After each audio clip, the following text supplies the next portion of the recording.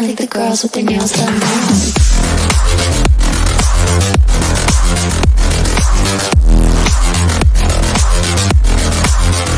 Girls with their nails done.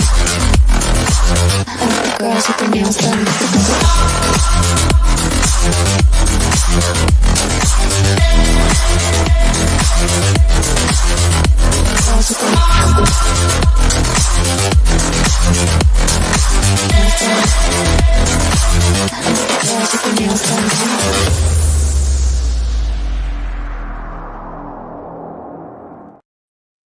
Hey everyone, what's going on? I'm Joey Foster. Beside of me over here, man, the man with the plan, Mr. Shane. What's going on, Shane? Not much. Getting my fill of football today between the Steelers and the Mountaineers, but I had to take a TV timeout from football. Usually I watch it till 10 at night, but I was so upset I just Yeah, that was me last night. When that game was over, when the Pitt West Virginia game was over, I kind of like just went into a shell and just felt like, okay, I don't even want to watch football right now. I mean, you know, I was excited. If we'd have played like we should have played, because I'm serious, Pitt's not that damn good of a team. They're just not. Joey, we're a much better team. The difference is I'm not upset when West Virginia is outplayed. Right. Okay. Penn State outplayed West Virginia and outcoached West Virginia, both aspects. But the Mountaineers outplayed Pitt. Yep. And the coaches fell short. I've been a big, I guess, fan of Neal Brown. And I still have some hope, but the thing of it is there's a pattern here. It's not an outlier. The Houston game is no longer an outlier. The Oklahoma State is no longer an outlier. There's a pattern where the Mountaineers show up and they look underprepared and they look like they're outcoached. And this is a problem. Neal Brown is not a tenured ball coach. He hasn't coached for 15, 20 years, like a Nick Saban or Jimbo Fisher. I mean, he's only been, I just count Troy and West Virginia. And West Virginia is the real deal for him, so 5 years. Right. But he is in a position where he should have turned the corner. The fact that he didn't identify that they had momentum and they went from, like you had mentioned this, Joey, they went to from a 4-3 to a 3-4. Yeah. I mean, it's just the whole game. We were getting pressure on the quarterback. We had 11 tackles for loss going into the fourth quarter. 11 tackles for loss. The fourth quarter was a disaster because we switched our defense up. We started rushing three. They had second and 30. Second and 30. Yeah. You're up 10, second and 30. Yeah, and you rush 3 and drop 8, and they still get a touchdown. On a pass. You got 8 Just people keep them in front of you. Burn the clock. So let here's them the big score thing. A field goal. Here's the big thing. So Jordan Leslie has apparently deleted his social media accounts. I'm sure it's because of the fans getting on him about his defense. I mean, my God, this is ridiculous. Our defense has been horrible. The last defense we had that I was proud of was 2019 when Vic Koenig was the defensive coordinator. Unfortunately, he had to get fired in 2020. Jordan Leslie took over, and we've been a piece of shit defense ever since. This reminds me of the Joe DeForest days. I'm sick of it. Something's got to change. Neal Brown needs to fire his friend, or Neal Brown needs to go. And I hate to say that because I have been a huge fan of Neal Brown. I really like Neal Brown. But if he can't get rid of his friend, then we got to get rid of Neal Brown. I don't want a hard reset. That is, the momentum is there. They have a good recruiting class coming in. I mean, we're just about to turn. The Mountaineers are just about to turn the corner with the talent level, and a hard reboot with the new coaching staff will totally scare away those recruits, and you're going to be you're going to be into 2028, Well, will it 2027 though? before you start. Will it? What's that? What if we can hire a good big name coach? I mean, Let me give you some options here. Option one, keep Neil Brown, but bring in a Tony Gibson type, someone that the fans trust, they love. I don't think that's going to happen. That's a wishful option. Option two, cut bait end of the season, get a Jimbo Fisher, spend money on a big name coach. listen, I don't know why everybody's on this Jimbo Fisher power trip. I'm not on that trip, and I'll tell you why. He had the number one recruiting class for 3 years at Texas Tech or Texas A&M, and couldn't do diddly shit. I mean, he went 7 or 8 games at the most at Texas A&M with the number one recruiting class for 3 years, and all that money in Texas, and all that money poured into Texas A&M, all the facilities he have. Jimbo Fisher can't make it there. He can't make it in Morgantown. So I'm not for that. You don't know, but Joey, wait 1 second. Look at previous coaches at different stops where it just didn't jive. Rich Rod had all those, everything at Michigan at his disposal, and he failed. He was successful at West Virginia. He was a West Virginia guy. It just takes the right fit at the right time. It's a timing thing. It does. It does because Rich Rod's offense had never been seen before, and nobody knew what Rich Rod's offense was. Rich Rod comes in, he has a completely different style of offense that everybody runs today. That's why Rich Rod's not successful today. In high school. So everybody's running this offense today. And then also we were pretty good on defense then because guess what? Nobody ran a 3-3-5 or a 3-5-3, however you want to look at it. Nobody run that but West Virginia. Jeff Castile started that shit, and Jeff Castile gave classes on how to run it. And now everybody runs that in some form or another at some time in a game. Just about everybody runs a 3-5-3 or a 3-3-5 stack defense. Yeah, the bend don't break defense. Right. Now, I loved Jeff Castile's defense because it was so aggressive and you never knew where the blitz was going to come from and all that stuff. That was great.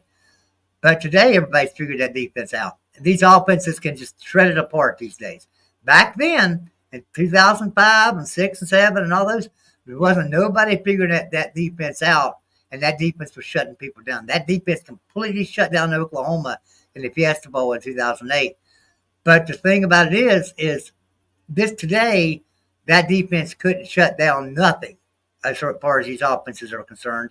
And that offense can't do much against these defenses these days. So that's why Rich Rod wouldn't be a good fit for any team today. He was the coach. He was the 2014. He was the coach of the year for the Pac-12, so he can coach ball. Now, well, sure he can. He left us high and dry. I don't think I can. I don't want him back. But a 61-year-old Rich Rod, Joey. What are your thoughts? No, I don't have nothing against Rich Rod. I really don't. Hell, I can't blame him. I would have done the same thing. Yeah. I mean, my God, you got a chance to. You only get a once in a lifetime chance to coach in school as historical as like Michigan or an Alabama or those Ohio State. Those schools are like top of the mark, right? That's where every coach wants to be. So I can't blame Rich Rod for leaving West Virginia to go to Michigan. Now, I don't like the way he did it. I thought the way he did it was shitty, and I pissed off at him about that. But I have no ill regard for him taking a job that was a lot higher paying with a lot more opportunity to be in a playoff just because your name was Michigan, right? So, I could understand or to be in a big bowl game at that time because your name was Michigan. I can understand that, but I don't necessarily want Rich Rod back. Now, I wouldn't mind having Rich Rod on the coaching staff somewhere. That would be okay. As a head coach, though, I don't know. And as a head coach, I don't really want Jimbo Fisher. But I just feel like this has been mine, and I'm not giving up on this. This is what I've said for 2 or 3 years. If they're going to fire Neil Brown at some point, God almighty, let's go get Tom Herman. And I'm serious. Let's get Tom Herman. Tom Herman had Texas rolling. Tom Herman had Texas rolling You know, hey, listen, Sark's not that great. He just took over a program that was rolling, that was ready to go. You know, he would have done the same. They would have been the same damn teams they have today had they kept him. They would be just as good today. So they got rid of Tom Herman because of their bull crap. Because he couldn't get along. He couldn't get along with the boosters because the boosters in there telling him how to do things. I mean, that's basically what it was. So that's right. You can't do that. You can't do that to a coach. You can't come in and just tell him how you want things to do just because you donated $10,000 to the university last year. Well, screw you. You're not the head ball coach. You know, you donated $10,000. Guess what? I donated. I donate 18 hours a day to this team. You know, I sleep 5 hours a night and donate 18 hours a day to this team, and that's in the off season. When we get in the real season, it's more like an hour and a half, 2 hours of sleep, cat nap here or there, and the rest of it is right there. I'm on top of the team. So don't tell me about how you donated $10,000 and tell me how to run a fucking ball team. So that's where I'm thinking that he was at Texas. Tom Herman was at Texas. And they didn't like that because I feel like he probably told them off and told them, you know, don't tell me how to coach my team. And so they got rid of him. And because he was at Texas and because he got rid of him, well, he didn't get a Power Up 5 offer. He didn't get anything offered to him. This is a good coach. Tom Herman's a fantastic coach. I love Tom Herman. I would love to see it. Now, will Tom Herman fit into the culture of West Virginia? I don't know about that. But you know what? West Virginia has a way of changing people. West Virginia has a way of changing that culture. I don't think. Listen, I don't see boosters giving him as much shit as Texas boosters would, guys. I don't see that. Mountaineer fans aren't like that. I mean, boosters aren't nearly as bad as what they are at Texas with dictating how their money's spent. But Kenny Evans, I'm going to answer your question, and then I'll make Joey answer it too. Ready, Joey? I'm ready. I think the ceiling. We talked about this week. The ceiling is 8 wins. Okay, like 7 wins is probably like you're high on yourself. Okay, if the bottom, guys, is a 5-win season. At the beginning of the season, just being real. I said this is a 10, possibly 11 win team. I always said we was going to lose Penn State. I always said that from the very beginning, back before the season, long before the season started. I'm talking back in January. I was saying Penn State's going to beat us, but the rest of the teams are open season for this West Virginia team. This is a talented West Virginia team, so the rest of the teams are open season. We seen that talent yesterday. Look, there's some talent on this team. The problem is there's some piss poor coaching. Why in the friggin' hell is Garrett Greene dropping back in the pocket to throw a fucking pass 40 yards down the field? That is not Garrett Greene. Garrett Greene's not going to hang out in a pocket for 10 minutes waiting on somebody to be open. And that's what I seen yesterday. I got so tired of that. They finally let him go, and he became Garrett Greene during the third quarter and just like took off and did all kinds of amazing stuff. Then they bottled him up again. Oh, we're going to do some drop back passes now, you know, and oh, come on, guys. That's not Garrett Greene. Garrett Greene is not Geno Smith. Garrett Greene is not Tom Brady. He's not a pocket passer. He can't drop back there and just throw perfect passes. He's got to get back there. He's got to scramble around. He's got to run for his life. That's when the real Garrett Greene comes out, is when he's back there scrambling around, running, looking for an opening, whether it's a receiver down the field, he's looking down the field too, and he sees somebody and he throws him the ball, or he can scramble and run out of there. That one way or the other, you know, he finds a way to get the job done. The problem is, I feel like they are just holding him back and put friggin' handcuffs on him to say, hey, throw the ball. You're a quarterback. Get back here in the pocket and throw the ball. Okay, sure, he's a quarterback. He's not that style of quarterback. If you want that style of quarterback, put Nico Marco in the game. He's a better passer than Garrett Greene, in my opinion. He's a better drop back in the pocket guy than Garrett Greene. Put Nico in the game if that's what you want. I don't know why you'd want that. Garrett Greene won you 9 games last year. Garrett Greene did that. Y'all let Garrett Greene be Garrett Greene and let him just run and scramble and get out there in the open and throw a ball down the field after he had scrambled in the backfield for 10 seconds. And he throws the ball down the field for a completion that maybe it's just a 10-yard completion that turns into a 15 or 20-yard gain. That is Garrett Greene. That's the Garrett Greene that I need to see and that I want to see. And I think every fan wants to see that. I'm getting so tired of them dropping him back here on a 3-step drop back or even a 5-step drop back and him getting back here like doing a freeze option, an option freeze. Remember, option freeze. Major Harris was good at the option freeze.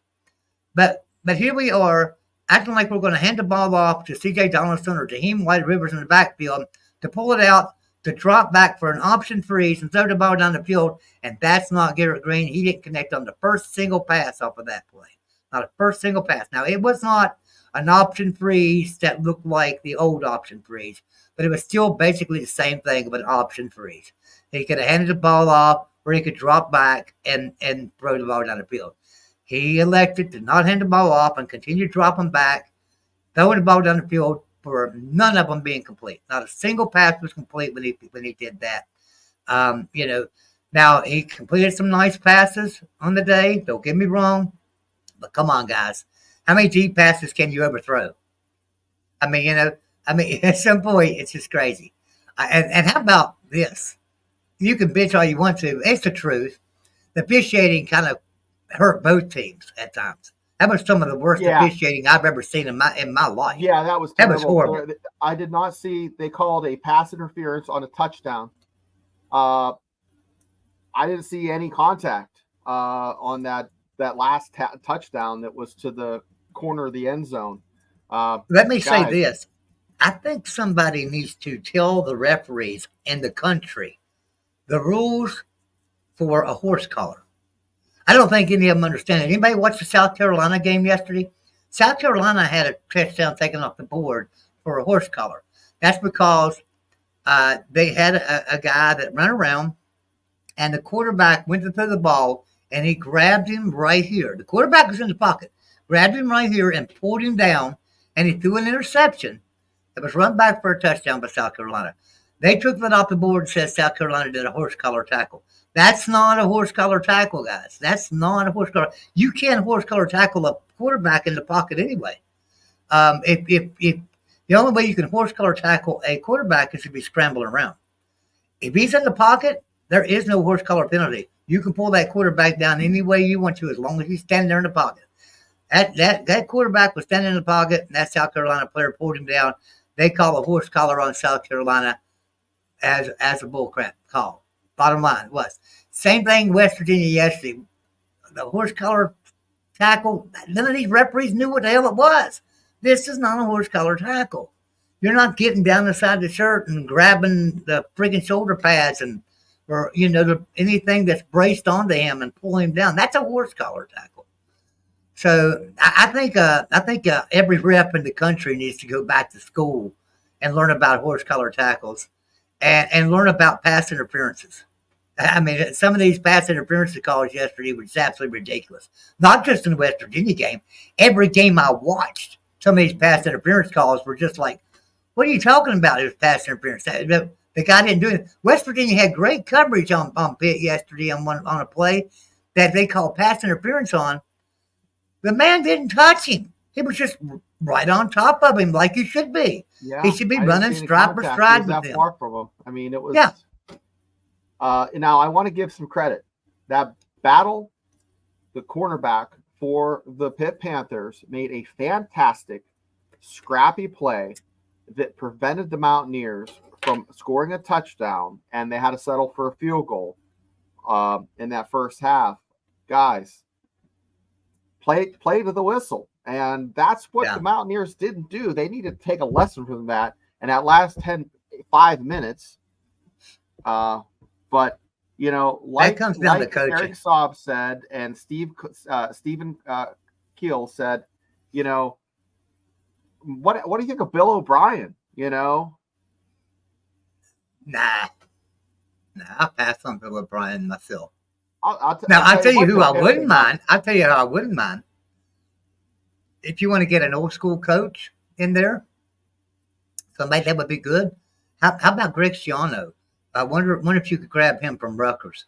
I mean, think about Wow. what he's done for Rutgers, not just Yeah. once, not just back in 2003 or 4 or whenever it was Yeah. when he They grabbed were Ray playing Rice ball and they were amazing. He's pretty damn good today. Rutgers has got a pretty damn good team, and that's So Rutgers. So imagine I, what Greg Schiano could do. I want to ask you, and I want to ask everyone in the chat, if Neil Brown gets the Mountaineers to the promised land being the Big 12 championship game, does he have his job secure? Doesn't win it, but gets us in there. Did anybody watch Kansas State the other night? Did you watch I Kansas did. State and Arizona? Yeah. You think anybody in the Big 12 is beating Kansas State? Especially since Cam Ward's hurt at Utah now. Anybody going to beat Kansas State? I don't think so. No. There's no way. To lose. West Virginia's not winning the Big 12.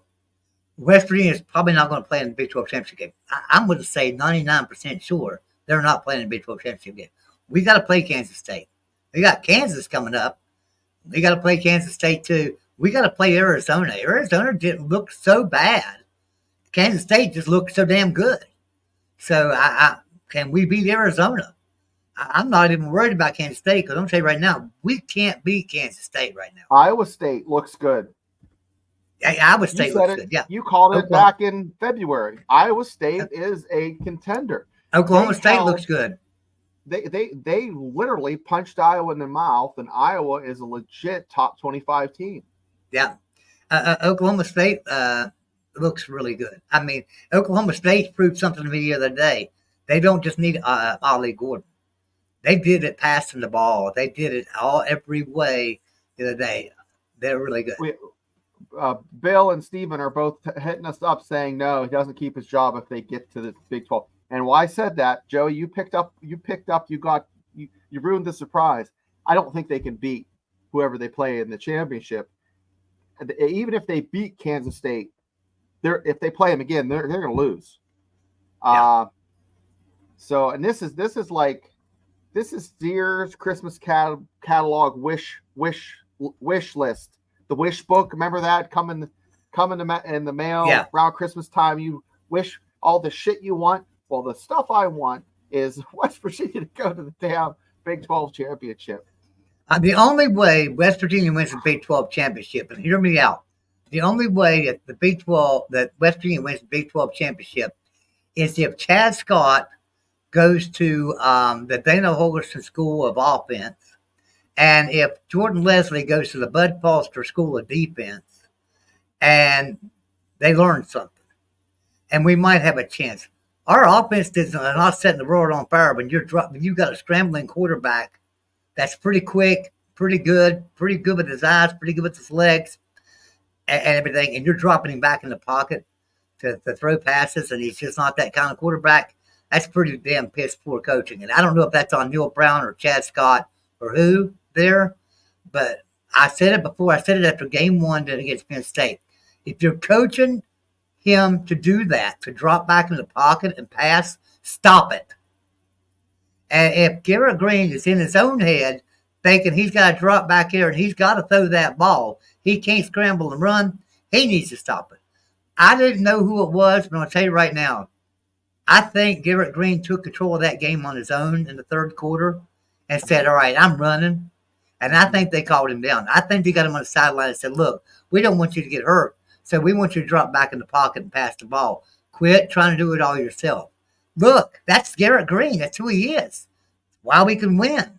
So, may not win another game. Now, Kelly, I'm not going to say that. I think there's plenty of teams we can beat in the Big 12. But you know what? Hey, UCF made a huge comeback on TCU. Huge comeback there. UCF was really bad the first half of that game. They were terrible. Couldn't do anything. They made some adjustments. They came out and just totally dominated the second half of that game. Totally, absolutely dominated TCU. So, UCF's looking pretty good. Cincinnati's a dumpster fire. Houston's not very good. I mean, you can look at some teams and say, yeah, West Virginia will win some games this year. But the problem is the teams that they've got to play over the next 5 weeks: the Kansas State, Iowa State, the friggin' Oklahoma State. All of them teams can run you in the ground, and they got quarterbacks that can throw that damn ball, and they're all really good, and they all have a lot of experience. West Virginia, the next 5 weeks are going to be the tell of the tape. I said this at the beginning of the year: West Virginia can lose to Penn State, we'll be okay, but if we lose to Pitt, we can lose 7 of our first 8 games. If we lose to Pitt, we can lose 7 of our first 8 games, and right now, I'm right about that. We lost to Pitt. I'm gonna put a silver lining because Eric Saab is right.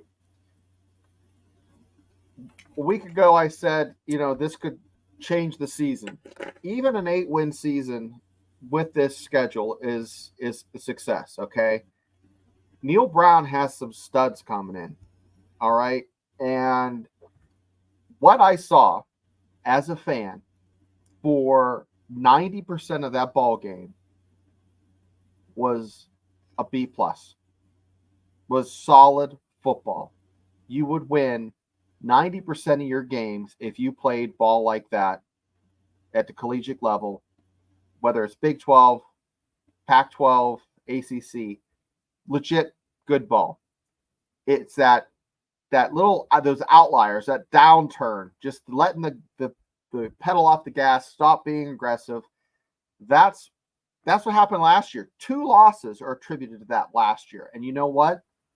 I don't think we can afford to have 2 losses this year because you scheduled a Penn State for your first game just like you did last year.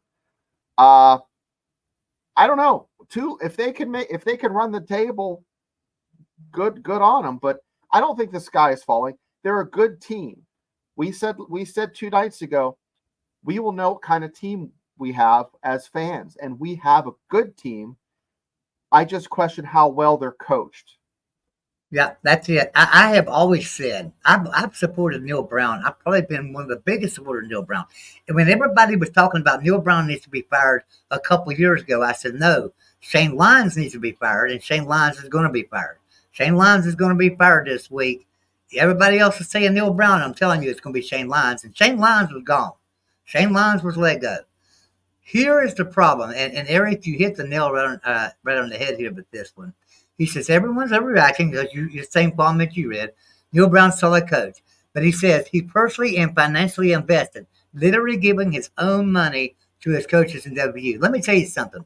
That's true, and so that makes a lot of this West Virginia's fault because that's not how you build a culture. Them coaches should not come to work and saying, well, the head coach, the university's not supporting me. The head coach is supporting me. The head coach is helping me. That's not how you run a university. So West Virginia needs to get in there and give him some more damn money to hire some decent coordinators and stuff. This could be completely on West Virginia and not be Neal Brown's fault at friggin' all. It really could. But something needs to change. And bottom line, and something that a lot of us have been saying for a few years now, Gordon Gee needs to go. Now Gordon Gee's going. Problem is he's not going till July of next year. Yeah. So that's where it's bad. We got to put up with this bullshit this year. Gordon Gee is gone July of next year.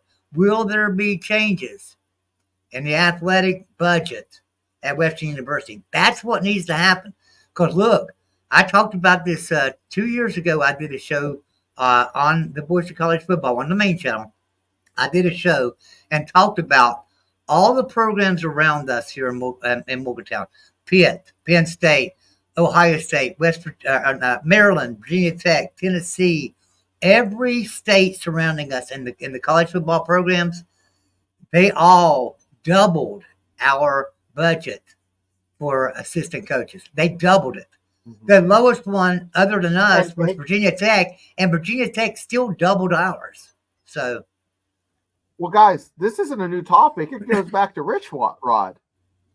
Rich Rod was pissed because he wanted to pay his assistants a lot more. This has been going on for 20 years. Almost 20 years, guys. 2007, 2006, he had that conversation. Okay? Yeah. So 18 years. It's ridiculous, but you got to pay to play. You want to be with the big boys, you got to pay to play. You want to race cars, you got to pay. You want to race horses, you got to pay. You want to be competitive in anything, NASCAR, college football, NFL, you got to pay.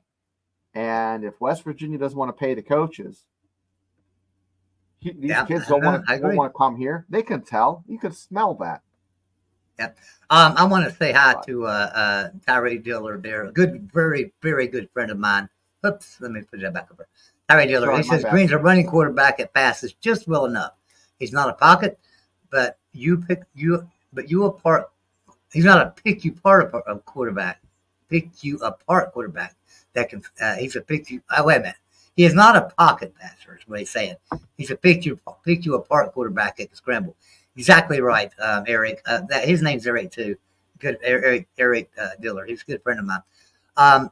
You're exactly right, Eric. I mean, he is. He's just a pocket passer. He's not a pocket passer. He's a scrambling quarterback that they're trying to make a pocket passer, and it just pisses me off about that. So, see, I think we might have hit 2 nails on the head here tonight, and that was number one. We need more money to the coaches so he can hire better coaching staff, right? So if we increase that salary, all of a sudden he can go and grab a Tony Gibson and bring him in and grab him a good offensive coordinator, whoever that might be, whatever will fit in the program, bring him in. We know Tony Gibson fits in Morgantown. We know this. Tony Gibson's been a pretty decent defensive coordinator in Morgantown for many years, and now he's at NC State since Neil Brown came and brought in Big Koenig and Jordan Leslie. Big Koenig's since been fired, but Jordan Leslie is still there, and our defense is exactly like it was back when Joe DeForest was our defensive coordinator. It's horrible. It's horrible. Come on, Jordan Leslie. Get your head out your ass. What are you doing? I can't figure this out. I knew last week when we played Albany, and I heard from everybody, "Oh, Joey, you're wrong. Oh, our defense looked great against Albany." Which game did you watch? They had over 300 yards passing against us. That was Albany, guys. That was Albany. They don't have near the talent that even Pitt has, much less the talent that Kansas State and Oklahoma State have, much less the talent that UCF has down there in Florida. I mean, think about it. Come on. If Albany can pick us apart and throw for over 300 yards in a game, what can a Power 4 program do? It's ridiculous. So, yeah, I think we have a couple of issues at hand. Number one, we need to pay the coaches better, or be able to give some money to hire some good coaches. Number two, we need to stop this pocket passing of Garrett Greene. He needs to become a scrambling quarterback like he's been for the last 2 years. Yeah, and last year was doing it. He made a play like that. Yeah. Yeah, and then number three. If Neil Brown don't make these changes, and they need to be made quickly, these are changes that need to be made like right now. He needs to go to Chad Scott and say, "Look, we're going to start scrambling Garrett Greene again. We're going to start running him some more, so that he can get Garrett Greene prepared for that, so that next week we come in and surprise the Big 12 and start running the ball again with Garrett Greene and doing some scrambles and start winning some damn games." Notice when Garrett Greene did scramble yesterday, we made first downs. We didn't go 3 and out. We didn't go 6 and out. We didn't go down and get a first down finally on third down and then go 3 more and go out. No, when he scrambled, we scored touchdowns. So, I can't figure that out. But anyway, let's say hi to everybody in the chat. Let's go over here and say hi to everybody in the chat. We appreciate everybody being here real quick. Jackson Johnson, as always. Appreciate you being here, Jackson. Jackson's a great friend of the show. Kenny Evans, Kenny, I appreciate you coming in. He says, let me go back to this comment here. He says, it takes time. Time is up. 6 years is too long. This is bull. We deserve better. I agree with you, Kenny. Appreciate you being here. Stephen, he said, West Virginia needs a coach like Bill O'Brien. That's the one we read earlier. But Stephen, appreciate you being here. Frank Fear, he says West Virginia is okay, I believe. But Frank, appreciate you being here. He said, here's his other comment. Maybe played like we hoped they would play in the third quarter. kept Pitt to minus 2 yards total offense. Need to play like that for 60 minutes. I agree. I totally agree with that. We played really good in the third quarter. Problem is, in the third quarter, we didn't play 3 guys on the line. We had 4 guys on the line, and we would rush a 5th, sometimes a 6th. Get some pressure on the quarterback. Kept him honest in the backfield, but kept him honest on the passes too, because if it was going to be a passing play, we still rushed 4 and we dropped 7, and we covered okay at the time. It was when we rushed 3 and we had no pressure on the quarterback whatsoever, he could pick us apart. So, and that's when it changed. But anyway, appreciate you being here, Frank. Kelly McCourt, appreciate you being here as always, brother. Bless Mr. Bill. We love you, man. Appreciate you being here as well. Going down through here, Nick DTV. Hey, fellas. Hey, Nick D. Appreciate you being here. And then my Nick buddy. D has a good comment. I want to. Eric, he said Neil Brown's gotten into Greene's head and told him not to run. You said that, Joey. Yep, exactly. Eric Psalm says, appreciate it. Says, we get the Big 12 championship. His job is solid, but that's a lofty goal. If we win 7 games in a bowl, he's solid. I don't agree with that. I think if he wins 7 games, he's fired. I really do. I think this needs to be an 8 or 9 win season. Here's why. This team is his recruited team. This is his team. Completely his team. There are no Dana Holgorsen leftovers on this team. These are guys he recruited. These are guys he brought into the program. These are guys he said he could win with. And to win 7 games against some teams like Pitt. We should have beat Pitt, guys. We were the better team. We are the better team than Pitt. That's what I'm saying. It's just crazy. We 7 games, I don't think he's safe. I really don't. And that's why I think he's on a very hot seat. Eric Flowers says Tennessee football budget when I was at W in the early 90s was higher than ours when we got into B12. Yes, exactly. It was. It sure is. Traveling Fools, yo. What's going on, Traveling Fools? Appreciate you being here, my friend. And Jeremy Amatrol says new coach search should start with Chip Kelly. Be a great fit. I don't know. I don't know that Chip Kelly would fit in West Virginia.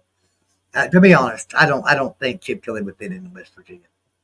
I think Liberty's coach might. I could see Liberty's coach doing well here, but I think a good fit.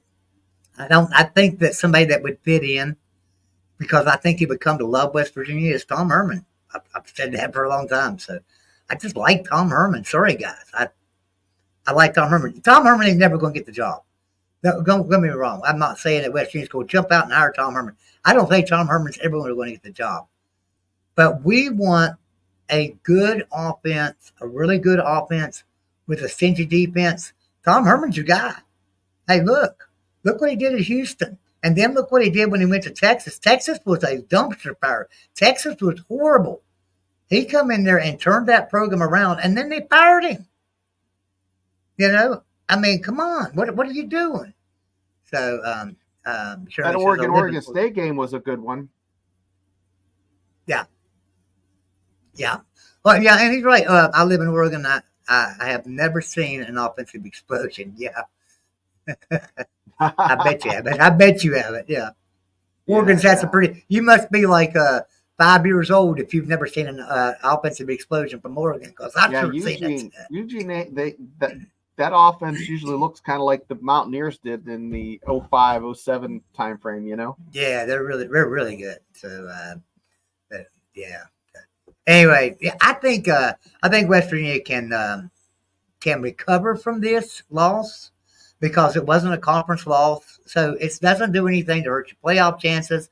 They're going to preach that to the kids all week long. We need to preach that to the kids as fans on Twitter, on X, instead of putting them down or putting coaches down. Let's just tell the kids, hey, just get out there and do it in the Big 12. That's all that matters. That's absolutely all that matters. You could have lost all 3 of your first games. As long as you win the Big 12. That's all you got to do anymore. Just win the Big 12. So, it don't matter if you lose 7 games and still win the Big 12, but you're in the playoffs. So, let's just get them, keep the team fired up, keep them excited. Let's not put them down. Let's not go threatening coaches. Damn it, guys. I get so sick of that. I'm sure that's why Jordan Leslie turned his social media off. Is because of the threats and stuff. You got to remember something. This man's got a family. All right, he's got a family. Come on, guys. It's just ridiculous. These threats and stuff. That's just complete bullshit. And I get sick of it. So that we don't need to threaten them. Now, should we say maybe it's time to look elsewhere? Absolutely. But I'm not going to get on Jordan Leslie's feed and say, you should be fired. And if you're not, I'm going to be at your house on Tuesday. I mean, don't do that shit. That's stupid. So, anyway, then it's fixed 2 defenses, 2 different teams in 2 seasons. He brings the Ravens team with him. Oh, okay. He said, Eric says, I got a grand on this winning over 6.5 games. Yeah, I'm not this guy's probably gay. Yeah, well, I'm the same way, Eric. I can show you. I sat right here online and bet. What I bet? I bet 2,000. I bet 1,000 that they would go over 6.5. Then I said it wasn't enough, and I went back and bet another 500. And then we were sitting there playing around one night, and I said, "Oh hell, I'm gonna throw another $100 at the game." So I've got like $1,600 bet on West Virginia going over 6.5. I don't think that. I think we're safe there. I think we'll win 6.5 games in our sleep. I really do. But listen, it's 7 games going to do it, because 7 games is where I think we're going to land. 7 or 8 games, maybe. Maybe we can win 8. I think we win 8. Neil Brown's okay, but you lost to our biggest rival. You lost to Pitt. You lost to Penn State. 2 of our biggest rivals. 2 of the biggest ones. You lost to both of them in the same season. When's the last time that happened? Probably before Don Nealon, we lost to both of them. I mean, I don't know. No, it was during Don Nealon, 92. Yeah, we lost to both of them before. We've lost to both of them before. But at the same time, back then, it wasn't expected to. Pitt wasn't as bad as they are today. And I'm not saying Pitt's a bad team. What I'm saying is Pitt is not got the talent, does not have the talent this year that West Virginia has. Not just the talent, but the experience coming back. Pitt don't have that. Right. West Virginia should have walked the floor with Pitt this year. We should have beat them by 2 touchdowns. In my opinion. West Virginia in the past, like since in the past 40 years, West Virginia has pretty much won 2 out of every 3 games. If you look back, and we went on the show, my show, and we looked on Wikipedia and looked at all the games of the past since 83. When West Virginia broke the streak and beat the Panthers, so the Panthers are ranked. But no, guys, I'll tell you what, I don't know what to think of it. It's just the sky was. I tell you what, the sky was high. Like the limit was high. Like they had a high ceiling, and I really thought the Mountaineers were a good team. They were so flat against Penn State. It was like a punch to the gut. I left at halftime. I was so disgusted. Like 2 minutes before halftime, I was done. Couldn't watch any more of that. Then I like that. I thought it was sealed deal. At 3 minutes left, I start doing household chores. I'm like, there's stuff I need to do, and I casually look back, and it's 2nd and 30. Guys, I still can't get over it. I didn't even want to come on a show or do a show because I'm so upset still about this game. And that's why I didn't do anything last night. I didn't come on. I didn't go on with Frank. I was just like, I can't believe this. I've got so much to say. It would not have been good for me to come on the air last night. It would not have been, our show would have been canceled by YouTube. It would not have been good for me to come on. I can be really boisterous, if for lack of a better word. So it would not have been good for me to come on last night. I like one thing that it said right here: the world didn't end, but man, what a heartbreak! No, you don't threaten people. I've been over the top confident with this team, but we have 9 games left. Exactly, we do. We got 9 games left now. We've won one up. We've won one. We can win the next 9. It's a 10-win season. It's very successful, right? Is that going to happen? No, we're not going to beat Kansas State, guys. I'm sorry. Kansas State just looks too damn good. No, we're not going to beat Oklahoma State. Sorry, Oklahoma State just looks too damn good. The rest of them, though, Kansas doesn't look so good. Yeah, I think we'll beat Kansas. Yeah, there was You a go through a wounded. schedule, but then you get to the end of the year, that Iowa State game. Oh, you better watch out. Iowa State looks good right now. Imagine at the end of the year, they're going to be really, really good team. So Yeah, I'm Iowa worried State about is that. one that I was like, oh yeah, Mountaineers will be able to take care of business, but not now. I'm questioning that. But what I'm questioning too, I'm happy Kansas lost too, I guess. But wouldn't you rather bounce back against a ranked Kansas team? I would, but Kansas is looking for a win, and they're dangerous. I think they're a dangerous team, but they're playing in Morgantown. I'm hoping the Mountaineers can handle business. I think they will, although I'm sure Kansas is going to be a little upset. But so is West Virginia. Might be a really damn good game. You got two teams that were picked to finish in the top seven of the Big 12. Both teams have been picked in the top seven of the Big 12, and both teams are 1 and 2 right now. So something's got to give in Morgantown, and I feel like West Virginia is the better team right now from watching Kansas. But hey, Kansas is a damn good team. Don't get me wrong; they're better than Pitt. Kansas might be better than Pitt.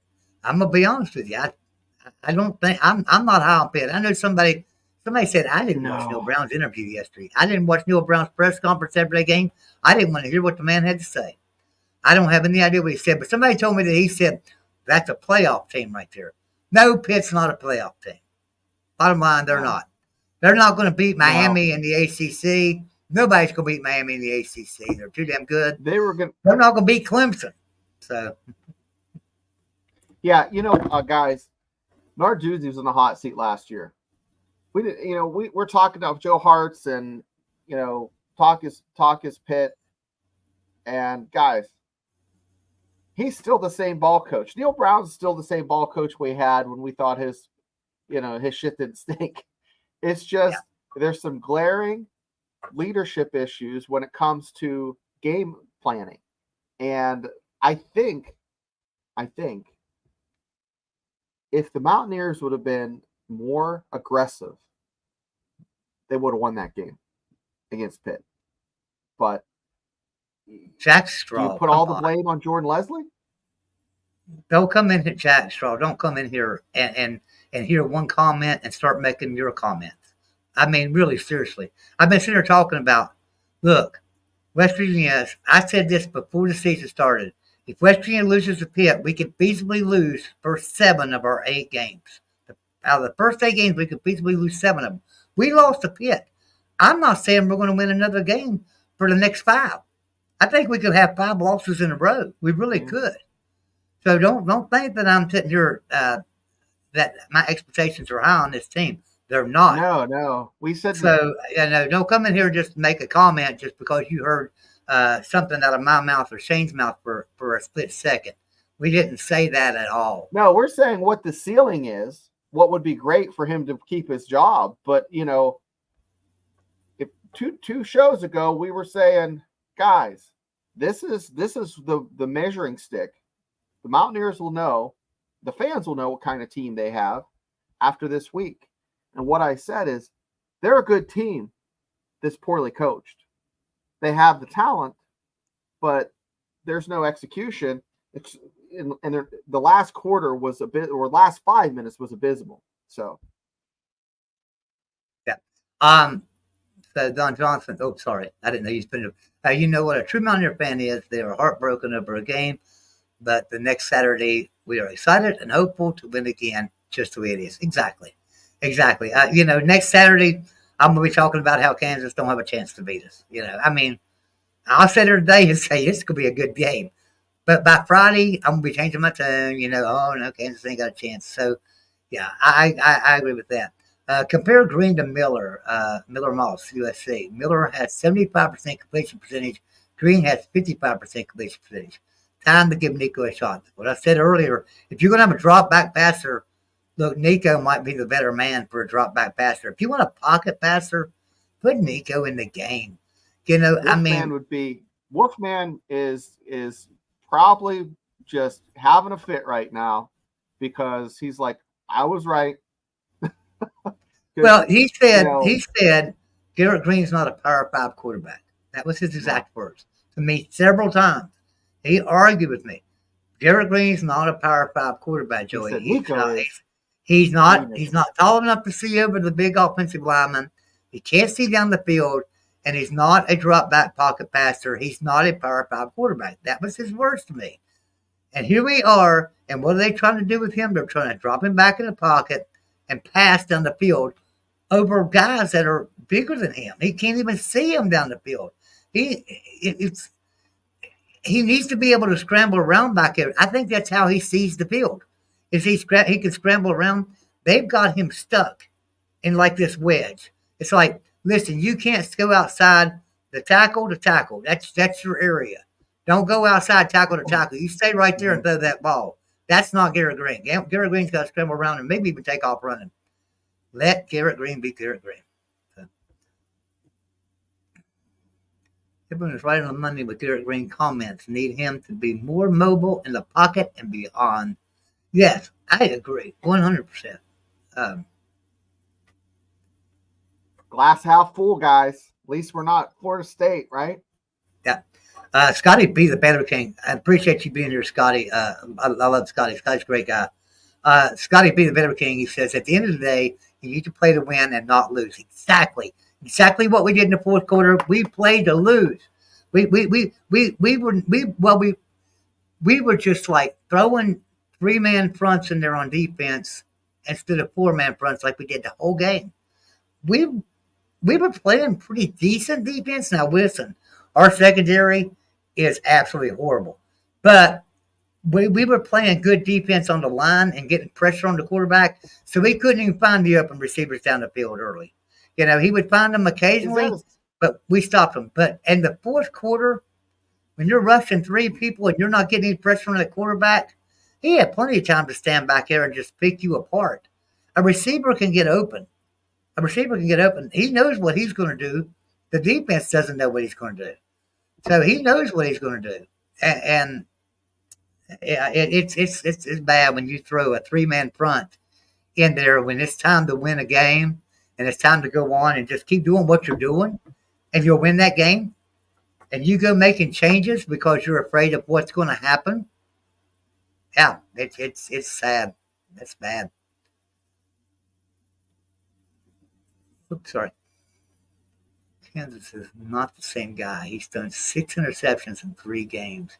Kansas is beatable right now. His head is not. Yeah, I think not there. I think Kansas losing their offensive coordinator to Penn State has hurt them quite a bit. Yeah. But still, you know, Lance Leipold's a really good coach. So Kansas is liable to straighten some shit up this week. They're just liable to. And, you know, Jaden Daniels is liable to come in here and just look like he's the Heisman front runner. You know, so, yeah, don't take Kansas lightly just because they haven't done so well this year. Don't take West Virginia lightly because they haven't done so well this year. You got to look at who we played. We played 2 Power 5s, right? A lot of teams haven't done that, including Kansas. So now a question I have for the chat and for you, Joey, is you said the DBs were garbage or whatever you said, but it's not the kids. I think it's more of the scheme. Or It is. It's more on Jordan Leslie. You know, it is. It's coaching. It's just the coaching. I think the kids are talented. I think it's just the coaching that has been atrocious at key points in games. It was against Penn State. Hell, it was last week against Albany when Albany tore us up in the second half, throwing them passes down the damn field on us. That was just horrible coaching. We got no pressure on the quarterback then, and that was Albany. So going into the Pitt game, I wasn't real hopeful we was going to get a lot of pressure, but we did. And when we got pressure, there wasn't a lot of passes down the field because it wasn't time to do them. So we helped our secondary out with our defensive line by getting some pressure. Problem is, when we start rushing 3 guys, now all of a sudden, he's got a little bit more time back here. He'll find a receiver. Yeah. Okay. Let's wrap it up with the main question. 1 to 5. How hot is the seat in Morgantown? Oh, I think it's scorching hot right now. I really do. I don't. I'm not just talking about with the administration. I think it might be a little bit hot with the administration too. To be honest with you, I think Rim Baker. I'm not speaking for Rim Baker. Absolutely not. But I would think that his meter would have to be at a 3 or 4 right now, a hot seat. Mm-hmm. I think with the fan base, we're at a 4 and 5. I think most of the fan base at a 5. I think a few of them at a 4. I think even the people that are in here tonight talking about they support Neal Brown, I think theirs is probably a 3. So Neal Brown's, other than Dave Aranda, Neal Brown's probably got the hottest seat in America right now. Again, can he come out of this? Can he do something? Will he prove us all wrong again, like he did last year? I hope so. So in the comments, I want to see you guys 1 to 5. How hot is the seat in Morgantown? Yeah, 1 to 5. Tell us how hot it is. HR says, does CJ Johnson hit the transfer portal if W has a losing season? I'd love to see him at Alabama or Georgia. No, he's got a pretty good NIL deal here in West Virginia. I don't think he'd go anywhere. And honestly, you'd have to pay him quite a bit to get him out of here. So I don't know that if he would. Jordan Cobb says 1,000. Yeah, Kelly McCourt's saying so that's 4. Like a Carolina Reaper hot, not like a banana pepper. Kelly McCourt says 4. HR picking stuff. 5. Yeah. I have a tendency to agree. I mean, look, you can go back and watch any of our shows and our videos for the last 2 years. I have never one time said Neal Brown needs to be fired. I'm on this show today saying, look, there might need to be a coaching change in Morgantown. I'm not saying Neal Brown needs to be fired, but there's got to be some major coaching changes in Morgantown this year. We've got to find a defensive coordinator, and we've got to find an offensive coordinator. And look, I'm not saying nothing bad about Chad Scott. I think Chad Scott's a fantastic coach, but I don't know that he's fitting in as an offensive coordinator in Morgantown. I think he's a great running back coach, and maybe that's what he needs to go back to. So Chad Scott, I think we need a better offensive coordinator and a better defensive coordinator. Guess what? Guess what else we need, Shane? We need better coaching. We need better coaching from the head coach. And we need some support from the administration up there to give him the friggin' money so he can hire some coaches. So there's a lot going on in Morgantown right now.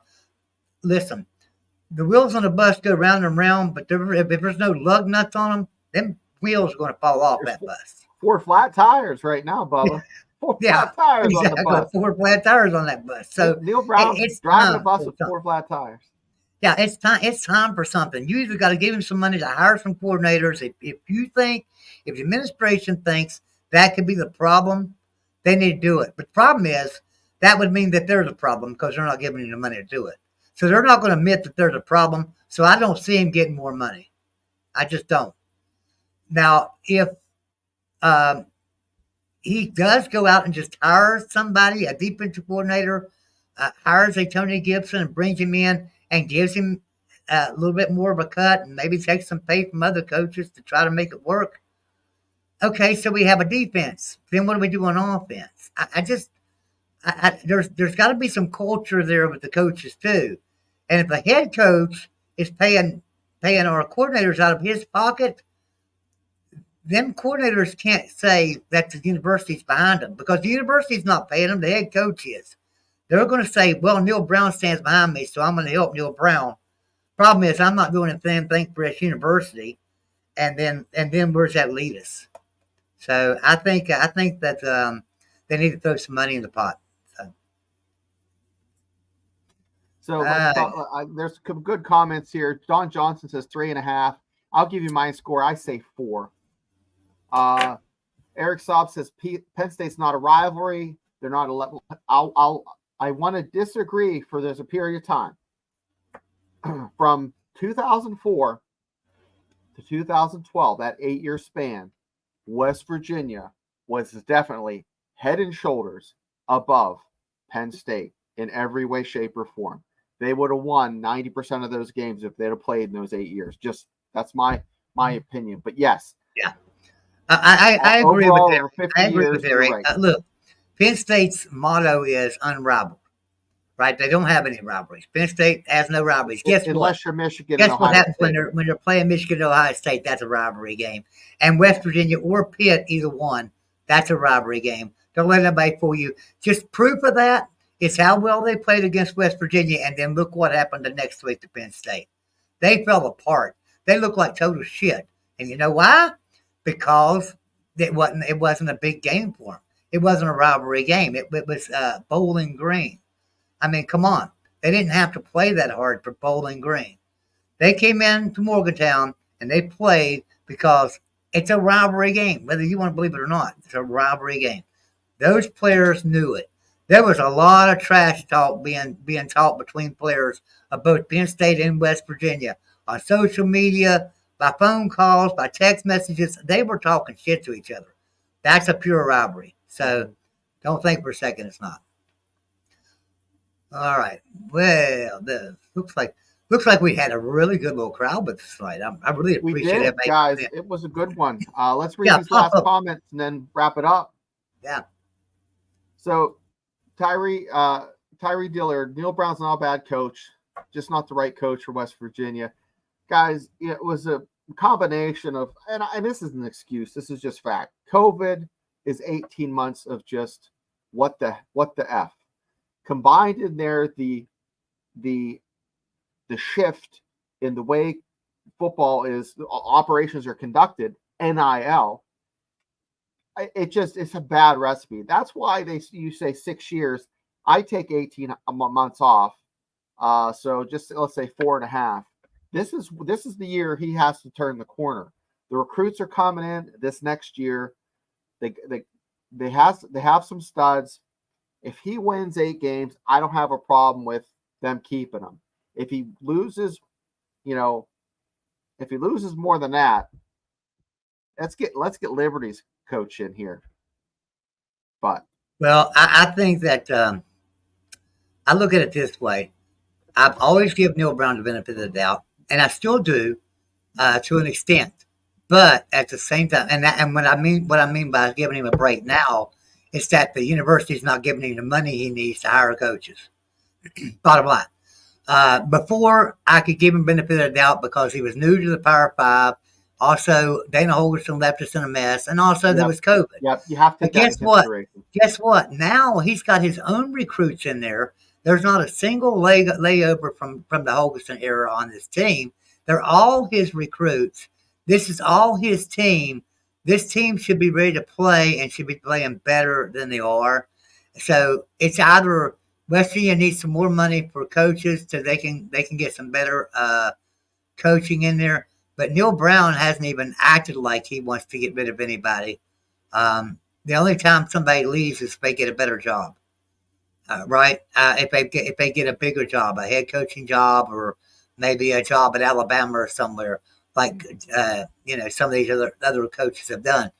But at the same time, there's no more excuses for Neil Brown. Neil Brown did nothing, has done nothing with this class that's completely his. We should have beat Pitt, guys. We're a better team. We're a more talented team than Pitt. Yeah, that's what. We got more experience. The game was in the can. You had 3 minutes. The bus was warming up, for crying out loud. They had the bus warming up, ready to haul ass back down 79 to Old Motown, burn some couches and drink some Natty Lights, and all that playing shit to bed. When they didn't play defense, they decided to go to a prevent and let that bum, number 10, run up the middle of the freaking field for a first down 3 or 4 times. That's the bottom line. Yeah. All right, so I guess we're going to get out of here. Look, I appreciate everybody dropping in for this pop-up live. It was just a little pop-up thing. I think we had like 28 people in here at one time. And that's not bad for a little pop-up stream. Y'all had like a 15-minute notice that we were going live. So we do appreciate everybody that dropped in there with us and stuff. And I will tell you right now, I probably will go live tomorrow night and do a little show, because here's my question, and I want everybody to come in tomorrow night and let me know this. If your team, whoever you root for, can make the playoffs, and that could be West Virginia, because look, we can still make the playoffs. We just got to win the Big 12. Nothing that's happened so far even matters. We win the Big 12, we're in the playoffs. But would you rather be a top 4 and get a bye week, or would you rather be the next 4 and maybe get a home game?